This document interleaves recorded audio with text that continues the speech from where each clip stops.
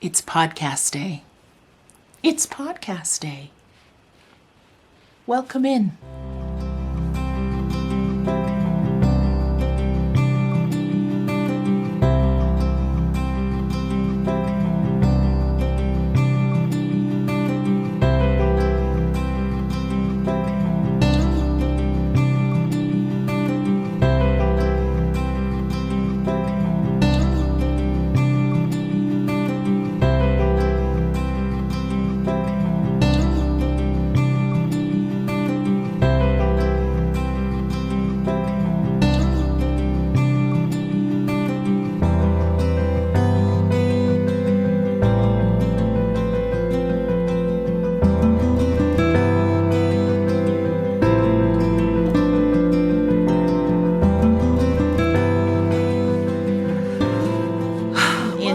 Welcome back to the heyBrownBerry podcast. I am Marce, also known as heyBrownBerry, pretty much everywhere online. Thank you so much for coming here to my YouTube channel. I decided about 3 minutes ago to sit down in front of this camera and record at least a segment, maybe two, and get going on sharing some more with you about what's been going through my head and what's been coming across my needles and all the things that I usually do here on this podcast. Thank you for being here. If you are coming back after many videos or one video, I'm just happy that you are welcome. Let's try that again. I'm just happy that you want to be part of this online conversation and that you choose to do it here by visiting with me. Thank you. Last time I posted an episode, I believe I had talked about this project I'm about to show you, but if not, check out my Instagram at heyBrownBerry, because I showed you a picture of myself sitting in front of the fire in my backyard working on my latest shawl knit. And I did not want to forget to show you the finished object. This shawl is the ritual shawl, and I'm only showing you a small portion of it here, but I'm going to back up the camera and give you a full view of it because it is finally done. The ritual shawl is my own pattern design, and it is available on Ravelry and Etsy. This will make number 3 for me since I knit the original for the pattern, and I keep coming back to it because of the reason I originally designed it, which was to give myself or the knitter who was making the design a ritual, a routine, a repeat action that felt soothing and calming.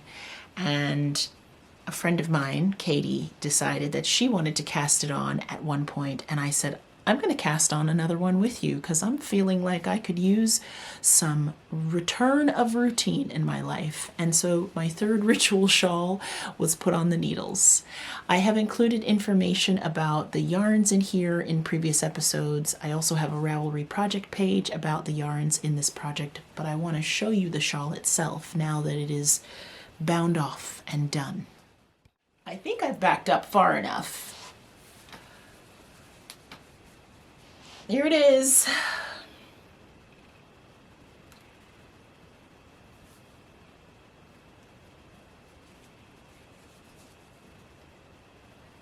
Now, for context, I'm about 5'6", and I haven't measured it yet. I will do that. This is beyond my wingspan, and they say your wingspan and your height are about the same. So 5.5 feet wide. If I put it at my neck, it goes down to shorts length. So it's pretty deep. If I remember, I'll put the measurements of this particular version in the show notes because I've knit this a bit differently than the original. The original pattern was knit with some DK weight yarns that I really wanted to use, whereas this has been knit with some yarns held double, both the shawl body and the lace edging, which is knit on to the shawl as you're casting off. So you knit this border on as you're casting off the shawl. They are both done in double-stranded yarns from John Arbon. So it's big and squishy and perfect. It's wearable blanket style. This is my kind of shawl size. If I can have it around my neck and it also covers some of my shoulders, that's right around the size that I love. How about you? Are you a shawl knitter, crocheter, wearer? Do you like the small, kind of more delicate neck warmers, or are you more into the shawl blanket, schlanket style?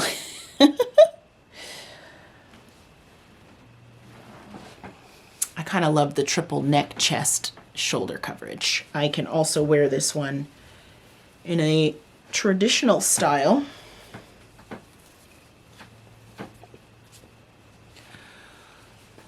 Which I enjoy, either with or without a shawl pin. But then I also get bonus back coverage, which, if you're cold, all of these areas are really key to cover. So it's spring here in South Florida. I don't have very many cool days left. I am so happy to have this project done and off the needles. And I'm also really happy to have used yarns that I thought of as sweater yarns, and instead I used them for an accessory, and I'm so glad that I did. The fabric is perfect. If you have any questions about this, of course, you can always ask in the comments or over on Ravelry if you are checking out the Ravelry project page. And yeah, if you'd like a pretty straightforward shawl knit with just a little bit of extra splash, check out the ritual shawl on my designer page, either on Ravelry or Etsy. So I'll come back in a little while, and I think that the next segment I'll cover a topic that's been rolling around in my head. Not surprising. I'm doing a lot of reflection this year, and each time I kind of come back to a thought over and over again, it occurs to me that I could share it with you. And then by extension, you could share with me. When I come back, I'm going to talk a little bit about what I do when I don't know what I'm doing, especially in the realm of making and creating. I'll be back.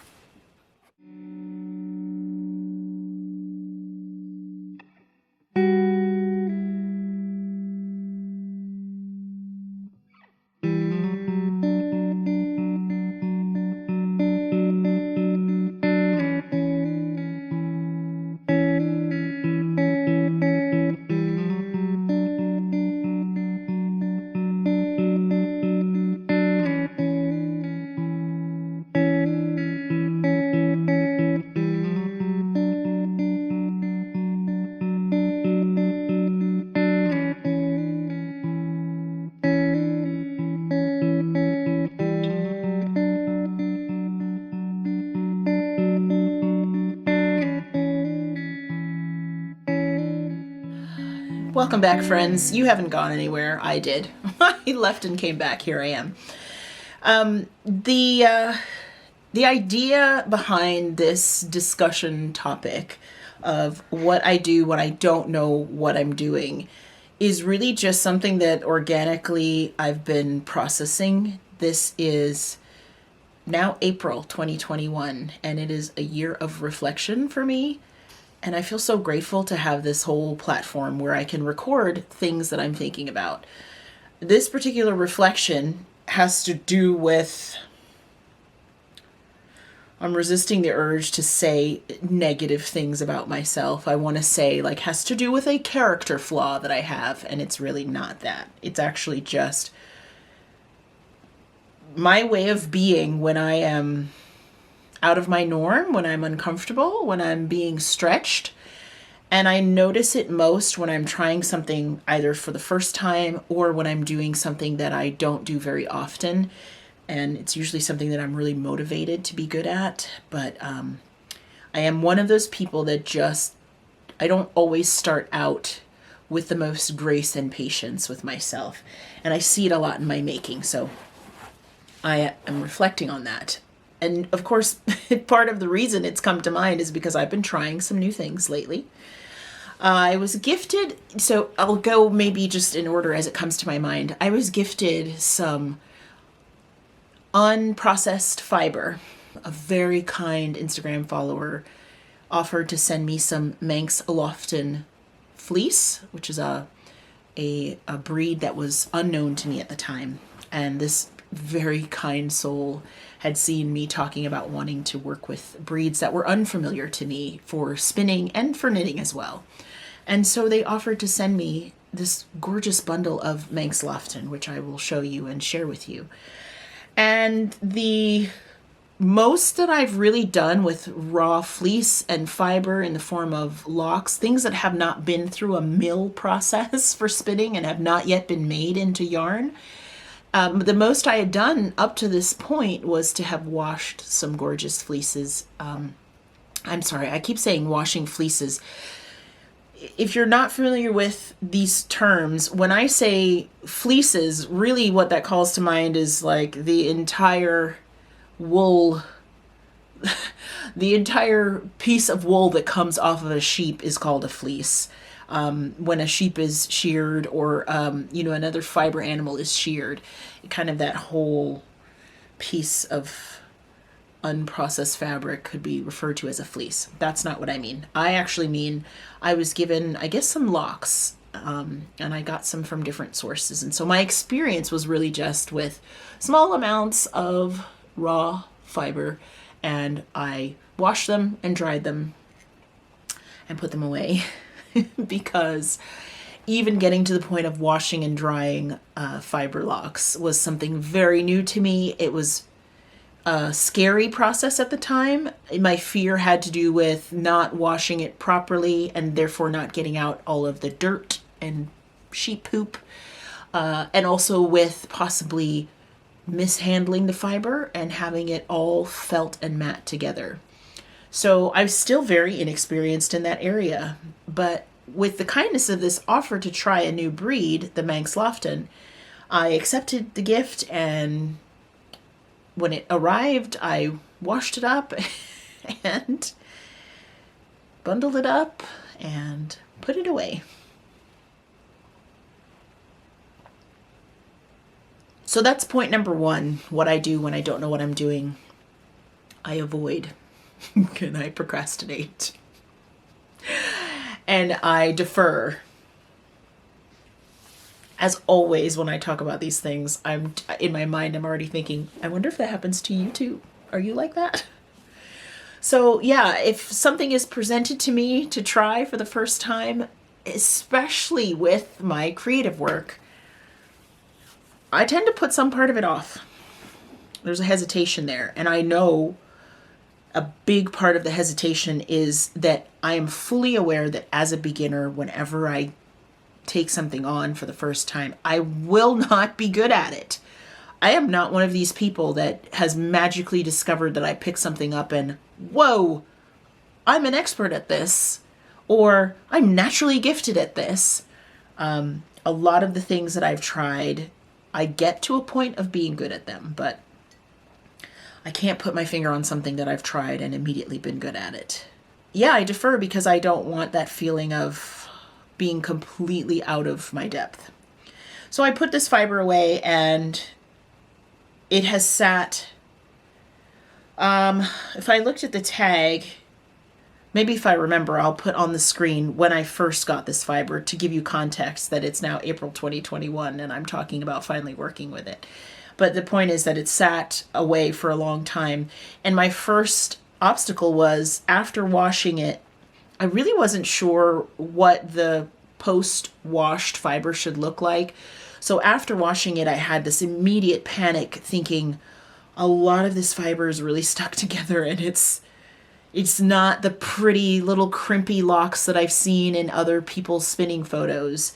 And so I was pretty sure I'd ruined it. And the disappointment of doing that was so illogical and unreasonable. This is me in hindsight 2020. At the time, those feelings were very real and valid. But looking back, it was illogical for me to think, oh, I've ruined it, I must have done this wrong, because I didn't really check to see if that was true or not. So already we're at the second point of what I do when I don't know what I'm doing. I tend not to research as deeply as I could.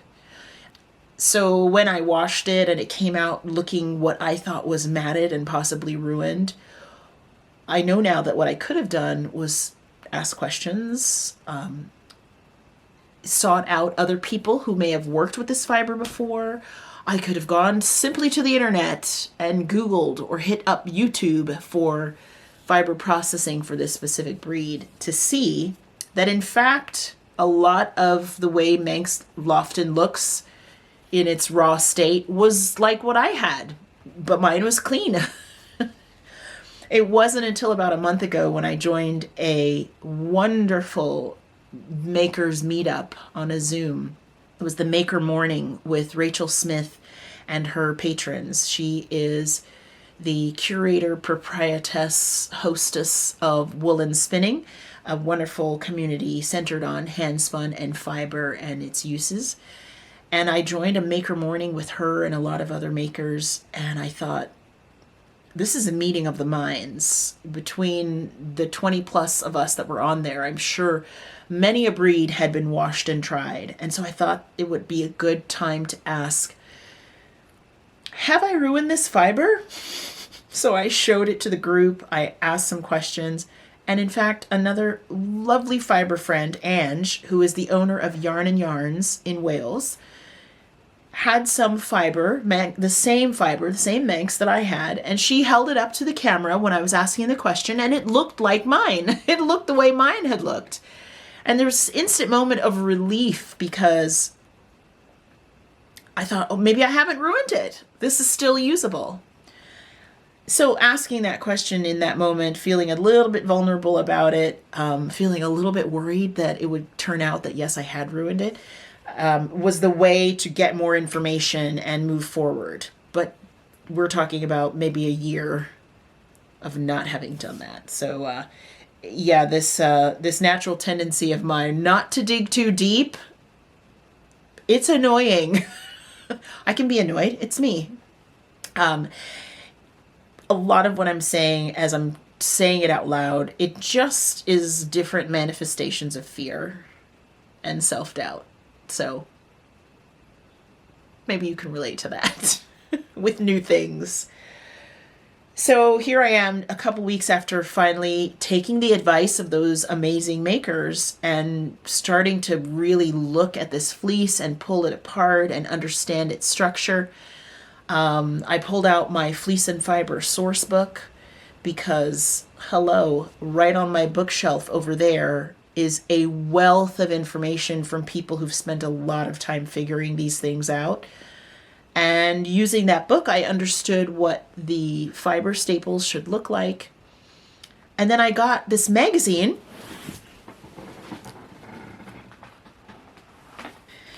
The Ply Magazine issue 32, spring 2021.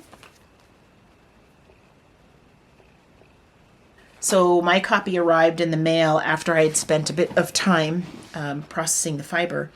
And this issue is the double-coated issue. So cute. Double-coated fibers are basically fibers that have both the wool that we're accustomed to and hair on the end of many of the locks. And that's what Manx Lofton is. It has that, within the fleece that I got at least, it has that characteristic, those properties. There was a whole article on how to prep that kind of fiber. And the article is by Michelle Boyd. It's this one, in case you get the magazine. And she was talking about different methods of preparation and how much preparation methods matter when you're dealing with these double-coated fleeces. And she had done samples, including a sample with hand carders, which is what I have. And using hand carders, she noticed that when you are prepping the fiber that has hair on the end, it makes more sense on the hand carders to do a perpendicular removal of the fiber. And again, I realize that I'm talking about this to people who may not spin and may not process fiber. But hang in there with me, because all I'm really talking about is the fact that I found information because information is available. And there was something very specific in her article about the tools that I have, the fiber that I have, and the way she found prepping that fiber the way that she found was easiest to work with and made a yarn she really enjoyed. And so I did that too. I tried it, and it was so much better than what I had been doing, which was just kind of stumbling through it. And I don't mind trial and error. I will say that when I do stuff that I don't know about, I don't really mind trial and error. Each time there's an error, it kind of chips away at me a little bit, but that doesn't stop me from continuing to do trial and error. But with this, I had carded up some of the fiber and just tried spinning some of it on my spindle, but it was not nice to draft. It was really neppy. There was no evenness in it. And the method that Michelle Boyd suggested in her article, when I tried it, choirs of angels or something were like singing the praises of this epiphany. And it made such a difference. And I'll show you a bit of footage, some video of the yarn on my spindles.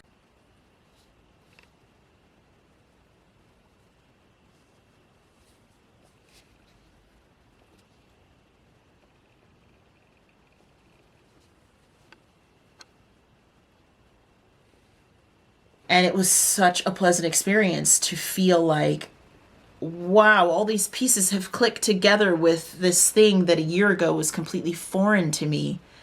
And now with information from other people and a bit of patience and a willingness, I have yarn.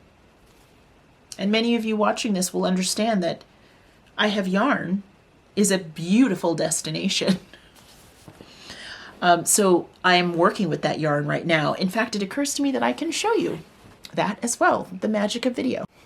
I just noticed that my little woolly mini skeins that I call dreadlocks, probably poking up all over the place. But you guys will keep me honest. If I see that in editing, I'm not going to edit it out. Maybe you've been looking at my hair go all over the place. It's fine. It's fine.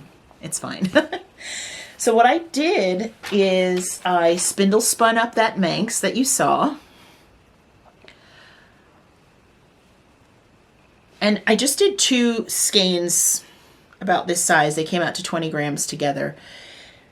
These are samples, really. They're my way of working through something that's new to me. And so I didn't set any specific goals. I didn't set any goals for it. I just got to pause here for 1 second. I saw a comment in a group that I'm part of where a designer that I really admire is working very hard around the topic of accessibility, which is a topic worth discussing. I won't dive too deep. However, someone in the group who was giving feedback on a class said, when you hold something up to talk about it, if you put it in front of your face and continue talking like I'm doing now, someone who might need to read your lips or just see your face as a way to better understand the information you're giving, they don't have that opportunity when you cover your face. And that was a light bulb moment for me, and it wasn't directed to me. It was directed to this designer who took that very much in hand and, wants to use feedback like that for classes. And I'm going to try to be better about that. These things occur around me all the time, and they make me feel so grateful for the fact that I am in these spaces where things that I haven't even asked for are offered to me. I'm very grateful. So here's the fiber.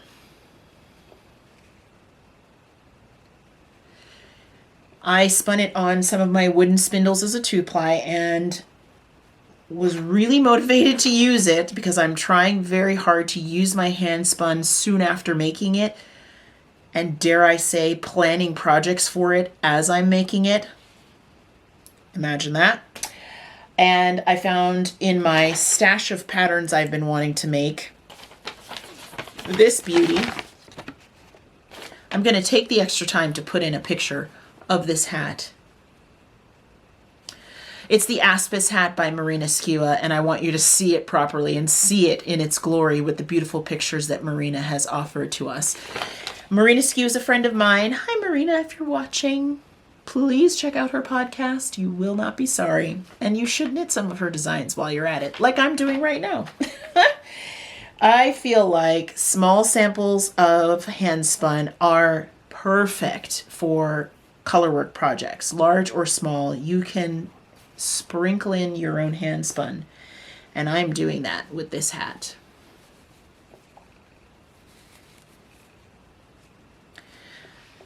This is the Aspis hat. It is a very well written pattern. I still consider myself, after a few years, a fairly new designer. So I am always really impressed when I start a pattern by another designer and something jumps out at me right away. Marina describes the cast on for this hat. I'm trying. Marina describes the cast on for this hat in the pattern perfectly. It's a paid for pattern. I highly recommend you get it. So I won't give too much detail, but just know that it is a cast on I've seen described poorly before, and she does an excellent job of it. And it is so well worth the stretchy edge that is great for a hat. And other than that, it takes about 50 grams of the main color and about 10 to 15 grams of your contrast color. So I had the perfect amount with this yarn. This was a Quince & Co. Lark skein that I dyed with onion skins.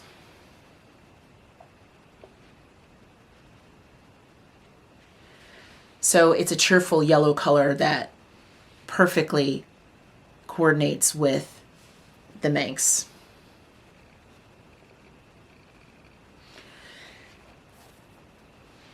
I love a geometric colorwork motif. I love these colors together.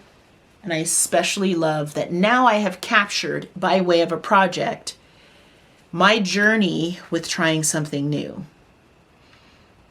This Manx will now be part of a useful object. And for me, it's a memory of how I procrastinated and I deferred and I had trial and error. And then I was resourceful and vulnerable and patient. And a yarn was born.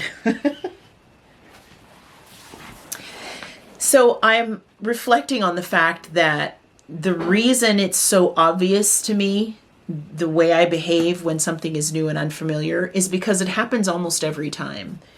I have an embroidery project that I started in December as part of my December downtime. And I was so gung-ho about doing this incremental improvement of my embroidery skills. It is sitting out there in my living room. I started it with gusto. Always do that. I've always got gusto to offer to a new adventure. But I got stumped at really how to work these fine stitches to do the particular kind of embroidery that I would like to do. And that was it. I haven't yet gotten to the trial and error portion or the resourceful portion. I'm still in the vulnerable procrastination stage with that one. And these are things, again, that I see in myself, and I'm having grace and patience with myself when I can. And recording them here is just my way of saying, I notice this habit. And then, do I want to do anything about it? In this case, yes, I do.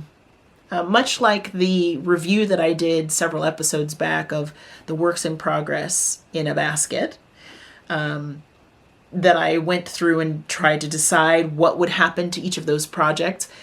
Much like that exercise, I'm looking at this idea of trying new things and how I approach them as something that I want to shift gently. One of the things that's come to me as I reflect on this is that maybe I just shouldn't try too many new things at once. Because in fact, if you're like me and you do any form of fiber crafts, you could take one craft and spend a really long time discovering. You can learn a new way to do things within that craft. You can try the same pattern over and over again with a different yarn and learn about that yarn and how you work with that yarn. And So there will never be a limit to the number of things I can take on that are new to me. So what I'd like to shift is kind of narrow my focus to the things I want to do. And in each of those areas, just be a bit better about how I begin. And maybe a bit more mindful and more thoughtful about most of the process, not just the start. What I tend to do when I don't know what I'm doing is get really excited about the beginning and not pay too much attention to the details.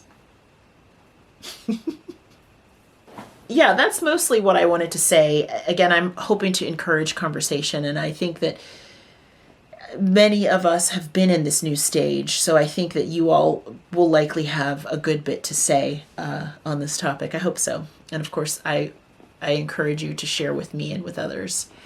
And yeah, I'll keep this one short this time. I'm just happy to be back here with you. I'm happy that you decided that this was the way you wanted to spend your time.